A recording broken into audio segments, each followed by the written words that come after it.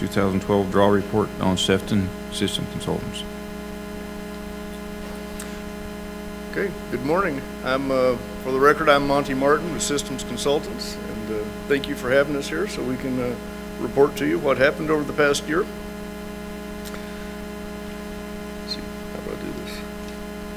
Okay, things we're going to discuss today, as we do every year. We're going to go over the interim stats from Big Game, the applications, PIW, Silver State, what happened in Bear, which was part of Big Game this year, the junior hunt, some bonus point stats, multiple applications, the dream tags this year, which was our second year, client demographics, returned tags. And hopefully I've got a slide that you asked for, Mr. Rob, that'll answer your questions.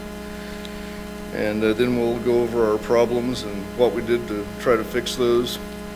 And then I'll tell you about a couple of things we've done to enhance our operations to hopefully make things work better.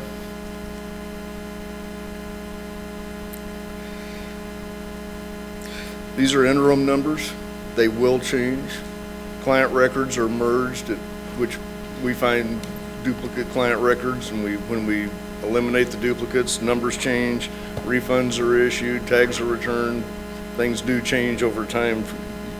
At the end of the year, you won't be able to tie these numbers exactly to what I report today. Boy, and I cannot read that.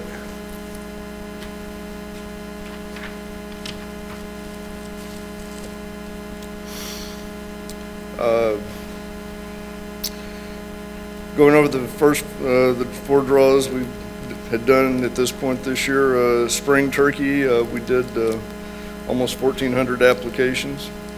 Non-resident guided was pretty stable at about 850 apps. Big game was up this year, 164,000, and 2,800 in the remaining draw.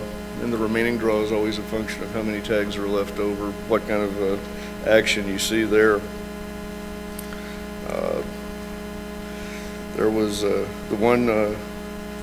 one notable number that I thought changed this year, and I'll touch on it again when we get down to PIW. The PIW donations were down a little bit this year, not much, but there was a drop there. I think that's the first time I've reported a drop.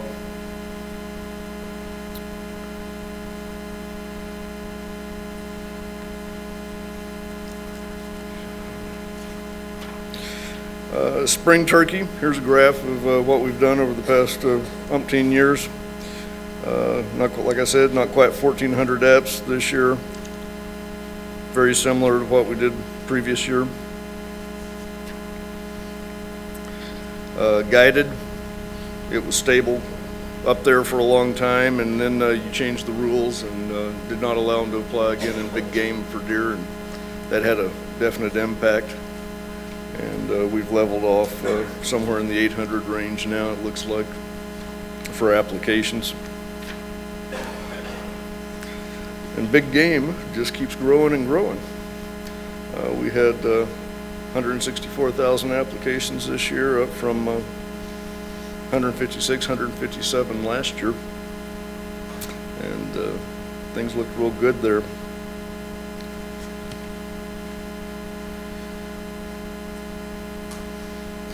We had a little over 7,500 more applications, but we also had a lot more clients. We had 1,400 more clients this year.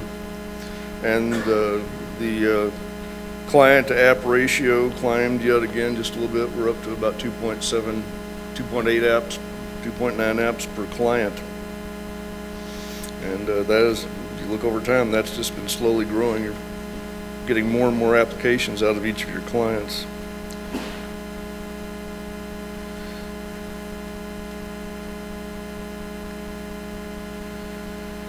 Application errors. They've gotten smaller and smaller over time as we get more and more people on the web.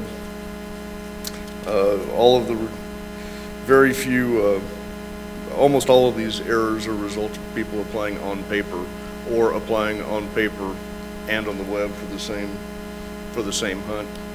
If you apply on the web, just about can guarantee you won't reject. For example, no valid hunter choice, that's just not possible on the web. I have no idea why the multiple application species reject rate dropped from 16 last year to 2. That one just kind of stood out to me. That I couldn't come up with an explanation, but these are fairly small numbers nowadays, so I don't know how significant it actually is.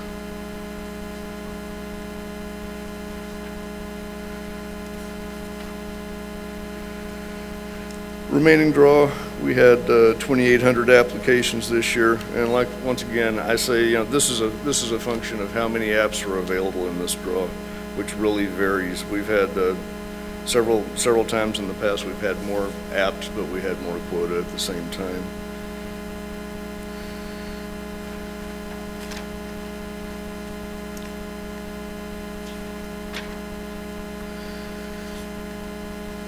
Clients.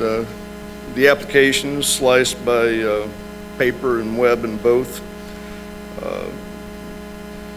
Almost 55,000 of the clients applied on the web exclusively, and that represented not quite 160,000 of the applications. 2,300 were exclusively on paper, and that represented a little over 4,000 applications. And you had 172 folks that applied on paper and web. So some of their apps came in on the web and some of them came in on a paper application. Monty, I have a question for you on that. Yes, sir. Of the 2,300 clients that applied paper only, do you have any record if any of those guys ever applied in the past online and they kind of switched back and forth over a year?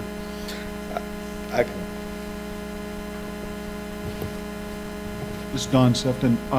Actually, we gave those statistics to Bob, and I think he included them in a paper that you guys have as a support material for the online-only issue. But yes, we went back and looked over, I think, a 3-year period to see if any of those folks had ever applied on the web, and there were some that had. So I don't remember the statistic, but it's in the numbers that he's going to present to you. Yeah, I saw that, and that's why I asked it at this point. I knew he had it available.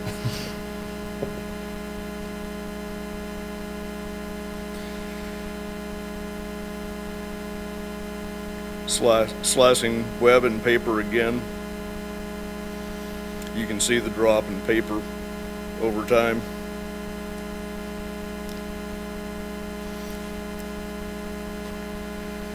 Or looking at it by percentages, we're down to 2.5% of the applications are coming in on paper for the big game applications. License sales this year for the non-resident, we were up $141,000 in sales this year at just over $2 million.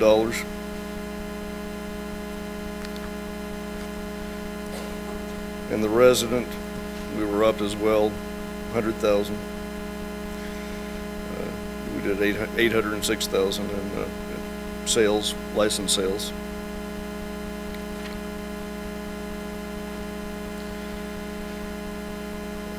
Mountain lions, that continues to grow. Last year we did 2,700, and this year we were up to 3,100 or 3,200.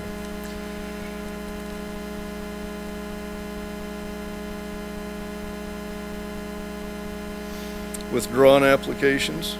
I really thought that it might take off this year once we had a year under our belt and people became more aware of it. I was kind of shocked that we only had 361 withdrawn applications this year. But I guarantee you that there's 100 problems my operators didn't really have to deal with because we were able to tell the client, withdraw your app, forfeit your fee, put a new app in. That makes things so much easier on the operator and the client. Obviously, there are people that would like to be able to amend their application rather than withdraw it, but this is such a clean method for getting this done. I don't think I'm aware of any problems that have come up as a result of this. A lot of happy sportsmen.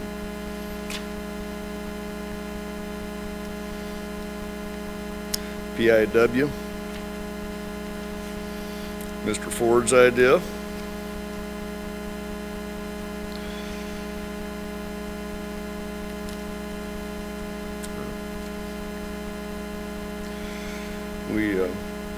PIW, before 2000, deer cost $20, and big game was half of your tag fee.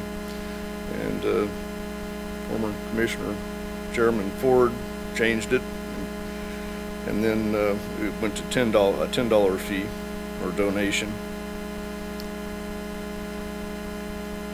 And the sales took off as a result. And as I mentioned, we were down just ever so slightly on PIW applications this year. I think that was the first year we actually saw a little drop, but it's been flat for quite a few years. Monty, I'm going to jump in here and just make a comment. Bob asked me during the break what I thought that was, and we think it's probably the cumulative effect of Silver State and Dream Tag. We have a lot of people competing in different ways for these excess special tags, and the total dollars taken by Dream Tag, Silver State, and PIW is up, but it was down a little bit on PIW.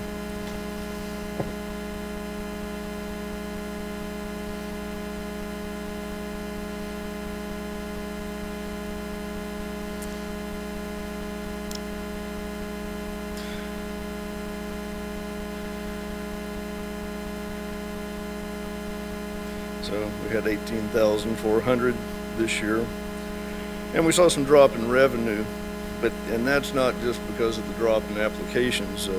You had more tags this year, so more clients were successful in the main draw. As a result, they were ineligible to compete in the PIW, and that has a direct, as quota goes up, PIW profits will go down.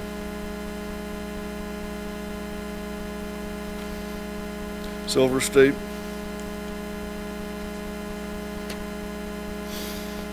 We added Nelson this year to the mix. Last year we did 14,000 applications. This year it was 12,400, and you had quite a few people that applied, as you can see, that were ineligible for the regular hunt, but they opted to participate in this because you allow them to. So that was over 2,000 applications there from people that were ineligible for the regular hunt.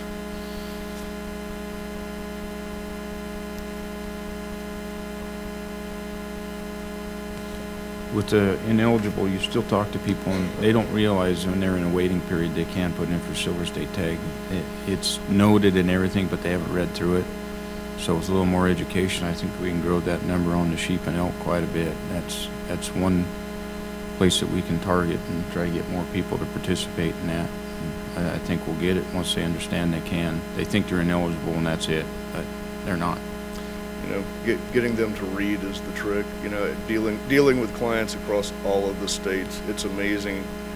It doesn't matter what size font you put on the screen, if it's flashing or what. You'll talk to the clients that'll say, I never saw whatever it is. That's part of our job as county advisory boards and commissioners, just to talk to people and let them know that it's available. Market it and sell it. The more word out there, the better off we are. It'll grow.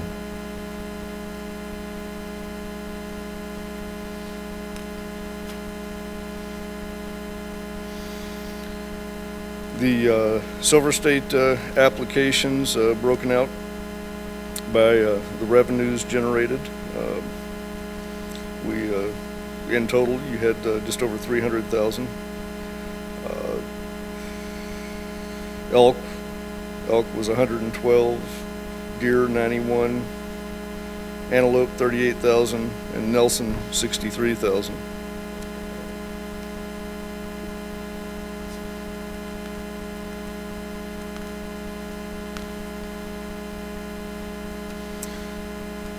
And then a comparison of how it did compared to the heritage tags. And The elk made a little over 17,000 better than the elk ever has as a heritage tag. It made 95,000 in 2008. Deer, 11,000 better. That's 91,000 compared to 80,000. Antelope did 22,000 better. Nelson didn't quite beat the record heritage tag sale. Nelson brought in 63,000, and your record in 2010 is 135,000 for one of those sales.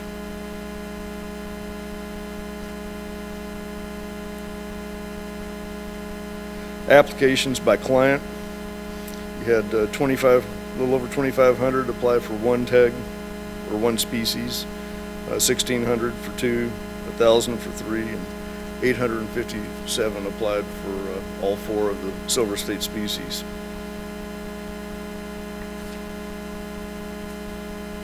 Bear. 2 years worth of data.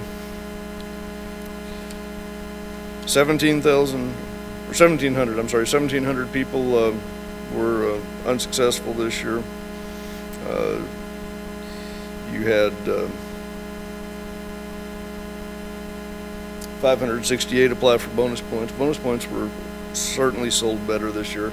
I don't know if that's a function of it being part of big game or what, but it certainly took a climb.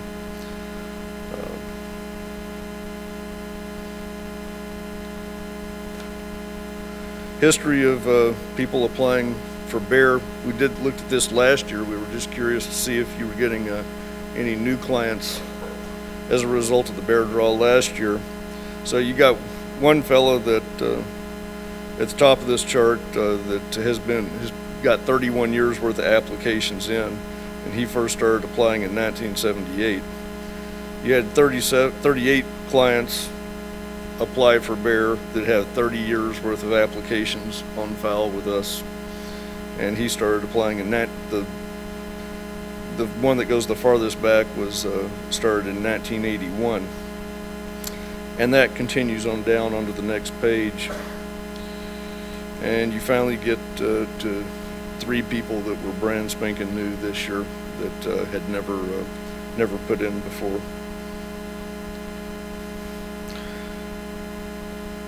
As I recall, last year you had quite a few more new clients. This year, of the 3, they were brand new all the way around. I couldn't find them. They weren't in the applications hunt system. They weren't in NWDS. Those are the 2 places I looked for people, and they were brand new to the system.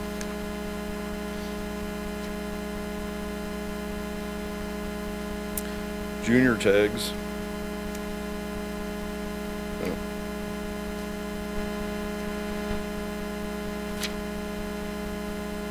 Junior tags, you had not quite 3,000 youth were successful this year. That was up from last year, and you had less unsuccessfuls. So all in all, youth did a little bit better this year. Bonus points for this is residents. And what an impact did bonus points have on the resident clients for the trophy hunts? Success rate for those with no points was 3.8%. And it goes on down 10 points, 157 tags were issued to those with 10 points. Success rate was 11%. And the success rate keeps climbing up to about 15 points. Then there's a drop as it goes on up to 20, and that drop is probably what we see a lot of times is as the points start to get up beyond a certain point, people start being more picky about what they want to apply for, and you see less choices on the application, so they just start becoming less and less successful. Yeah, this is the one slide that I have a lot of people point out to me on a regular basis, because this is a slide they say the bonus point system doesn't work. But then you start looking at these guys and 18, 19, and 20 bonus points they're putting in for the top areas, and not all 5. You know, they look at this and they go, well, the guy with 4 points, almost 18% of them drew, but they're putting in for 5 choices and putting in for the bottom of the barrel areas. And this chart says something, but it doesn't tell you the whole story. This is Don Sefton. I had, I think it was Mel Belding about 4 years ago questioned it, and he asked some very detailed questions. He was very concerned that maybe people who had the max points that year weren't getting all of their draw numbers, and we proved that wasn't the case. And then he was concerned that maybe they weren't getting better numbers like would be implied by having, at that point in time, 14 bonus points, and we proved that that wasn't the case. And finally, to answer the question, we looked at where those guys were applying, and it was interesting because if you looked at what they could have drawn, that was the appropriate percentage relative to people with 4 or 5 or 6 points. But if you looked at what they applied for, there were actually 3 units that were bighorn sheep units that had no applicants of the people who were in the top bands of bonus points, that they just absolutely were uninterested in those units. And so that's what inflated the numbers of the people with less bonus points, is that they were willing to spend their hard-earned capital of 5 or 6 or 7 points, where someone with 14 points was not willing to give it up for that unit. So. Commissioner Macbeth. Yes, sir.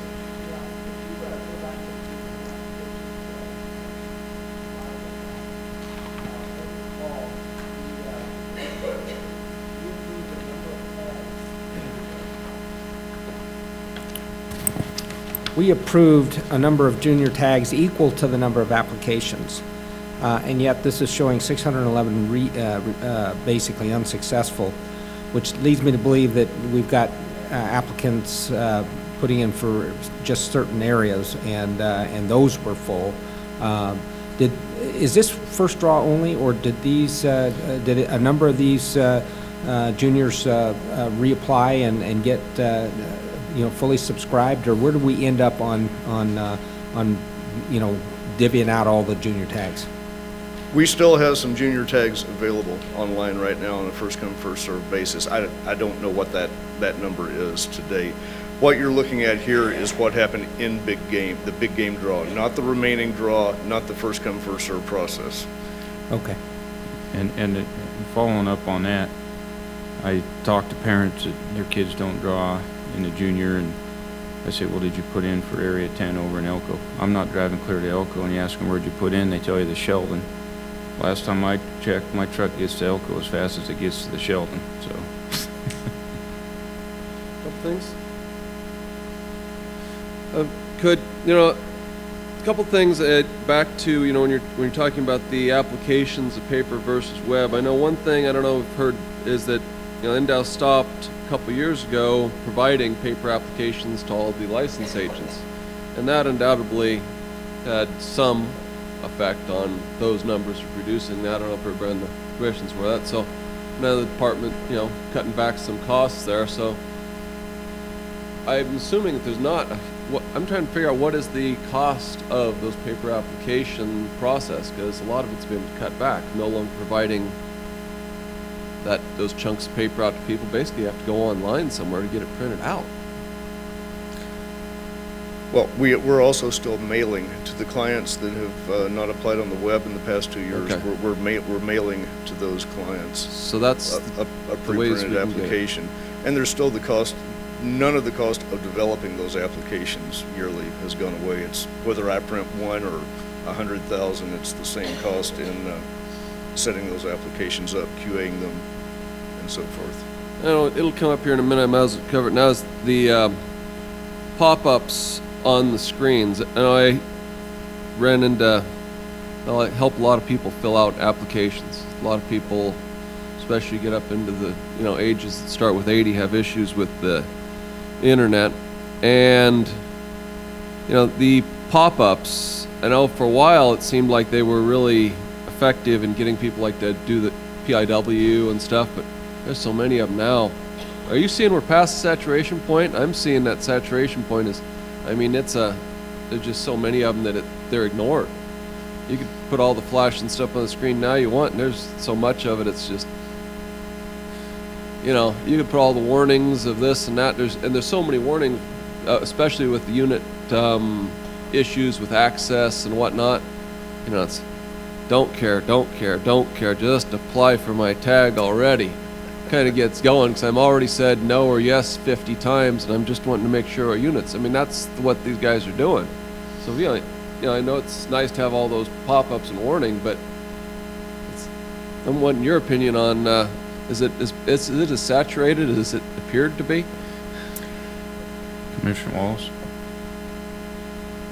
You know, I don't know that, I don't think that it is a brutally simple application process.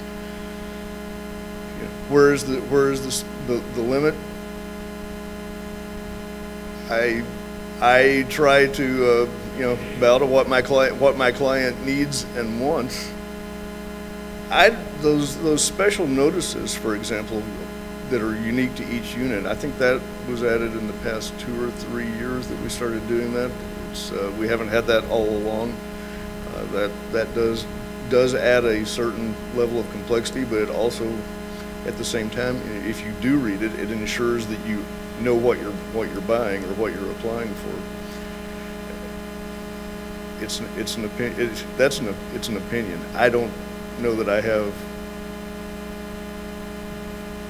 a solid answer for you. I just know if you had other input, or I mean, it can't just be. Is this what I'm seeing? You know, what are you seeing?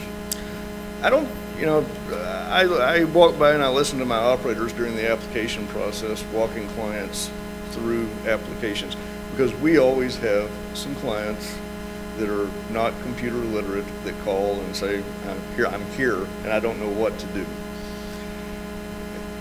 And I guess I kind of judge if there are problems by how many operators I have out there, and I see them talking to the client. Okay, I hear, okay, now scroll down to the bottom and click the I accept box. I'm listening to that to see how many operators I have on the phone giving those kinds of instructions. You're pretty typical compared to some of my other clients that I'm doing the same thing for. Commissioner Wallace? Neither good nor bad. I guess maybe just a comment. Pop-up I would like to see. The pop-up I would like to see is the timeout, when your session's going to time out.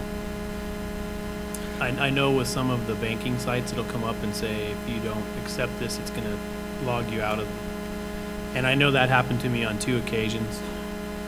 Got busy doing an application for 3 people. Well, I don't have to tell you how long that takes. Phone rings and I answer the phone and I end up on business for time, and then I come back and go to get to it, and it's completely booted me out of the system, and I got to start over at the beginning. And I know I was really upset one night, didn't call in, but that later to find out that's what it is. So I'm hoping that maybe we've addressed that, so that, because I'm sure that I'm not the only one that happens. This is Don Sefton, Systems Consultants. Grant and I talked after that happened, and I think I was fortunate that I talked to him about 3 days after it happened, rather than at 11:30 at night on Friday when it happened to him before the deadline.